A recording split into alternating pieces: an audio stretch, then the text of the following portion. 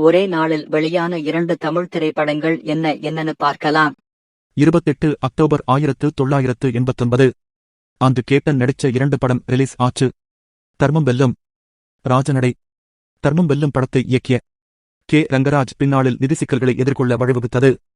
ராஜநடை வெற்றி பெற்று பின்னர் ராஜநடை படம் இந்தியில் எஸ். சந்திரசேகரால் ஜீவன் கி ஷத்ரஞ்ச் 1993, பெங்காலி வங்காளதேசத்தில் 2003 பாபா என்றும் ரீமேக் செய்யப்பட்டது.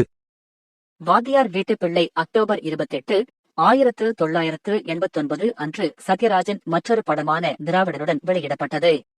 1988 ஆண்டு வெளிவந்த பி. வாசு எழுதிய நம்மூர ராஜா கன்னட திரைப்படம். மொழி மாற்று படம். தமிழில் பி. வாசுவை எழுதி இயக்கிய இந்த படம் பாக்ஸ் ஆபீஸில் தோல்வியடைந்தது. திராவிடன். 1988 ஆண்டு வெளியான பிரியதர்ஷன் இயக்கிய ஆர்யன் மலையாள மொழி அதிரடி குற்றப்படம். மொழி மாற்று படம். நடிகர்களின் நடிப்பு பாராட்டப்பட்டது.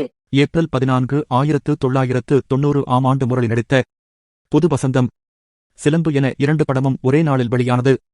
புது வசந்தம் படத்திற்கு 1990 ஆண்டிற்கான சிறந்த திரைப்படத்துக்கான தமிழக அரசின் திரைப்பட விருது முதல் பரிசு கிடைத்தது.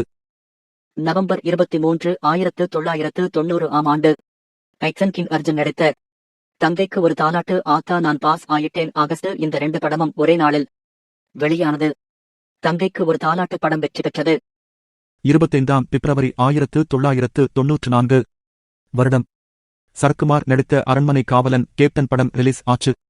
அரண்மனை காவலன் வெற்றி படமும் அல்ல தோல்வி படமும் அல்ல. கேப்டன் படம் தமிழ் மற்றும் தெலுங்கு இரு மொழியில் வந்தது. இருப்பினும் தமிழில்தான் முதலில் வந்தது. ஜனவரி 15, 1996 அன்று கார்த்திக் நடித்த வெளியென உள்ளத்தை அளித்தா படம் மற்றொரு படமான கிழக்கு முகம் படத்துடன் வெளியிடப்பட்டது. பார்வையாளர்களிடமிருந்து நல்ல வாய்மொழி விமர்சனங்களை பெற்ற பிறகு படம் வெற்றி பெற்றது. பாக்ஸ் ஆபீஸில் மெதுவான தொடக்கத்திற்கு பிறகு தொலைக்காட்சியில் பாடல்களின் வெற்றி பார்வையாளர்களை திரையரங்குகளை பார்வையிடத் தூண்டியது. கிழக்கு முகம் பாக்ஸ் ஆபீஸில் தோல்வியடைந்தது. டிசம்பர் 8, 2006 அன்று சென்னை காதல் படமும் அடுத்த வாரத்தில் வெயில். டிசம்பர் 17, 2006 நாள் படம் வெளியிடப்பட்டது. வெயில் படம் வணிக ரீதியாக வெற்றி பெற்றது. இது 2007 கேன்ஸ் திரைப்பட விழாவின் ஒரு பகுதியாக டவஸ் லெஸ் சினிமாஸ் டு மோண்டே பிரிவின் கீழ் கேன்ஸில் திரையிடப்பட்ட முதல் தமிழ் படம் ஆகும். இந்த படம் 2017 வருடம் வங்காளதேச பெங்காலி மொழியில் அண்டோர் ஜலா என்ற பெயரில் மறுஉருவாக்கம் செய்யப்பட்டது. சென்னை காதல் படம் பாக்ஸ் ஆபீஸில் படுதோல்வியடைந்தது.